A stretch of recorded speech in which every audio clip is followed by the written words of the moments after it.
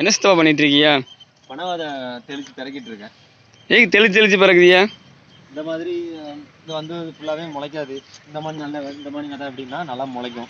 ஓ, அதனாலதான் இந்த மாதிரி விதையை பார்த்து நாங்க நல்ல விதையை பார்த்து பிறக்கிட்டு இருக்கோம். சரி.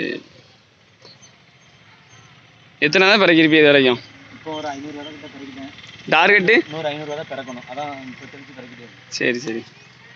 தென்காசி மாவட்டம் தளிர் திப்பன்பட்டி கிராமம். இன்னைக்கு பார்த்தீங்க அப்படின்னா நம்ம வந்து பார்த்தீங்கன்னா ஒரு ஞாயிறு ஒரு குளம் என்ற தலைப்பில் வந்து பார்த்தீங்க அப்படின்னா இந்த வடகிழக்கு பருவமழை காலத்தில் இது வந்து ஒரு 6வது குளம். இன்றைக்கி வந்து செட்டியூர் குளத்துக்கு வந்திருக்கிறோம். செட்டியூர் குளக்கரையில் பார்த்தீங்கன்னா இன்றைக்கி நம்ம 800 பனை விதைகளை தளிர் திப்பன்பட்டி கிராமம் சார்பாக நம்ம வந்து விதைக்க போகிறோம். எங்களுக்கு வந்து சிறப்பு விருந்தினராக வந்திருக்க வந்து முன்னாள் ஊராட்சி மன்ற கல்லூரி முன்னாள் ஊராட்சி மன்ற தலைவர் வந்து தமிழ்சன் அவர்கள் வந்து பனை விதை வைத்து வந்து எங்களுக்கு துவங்கி வைக்கிறார்.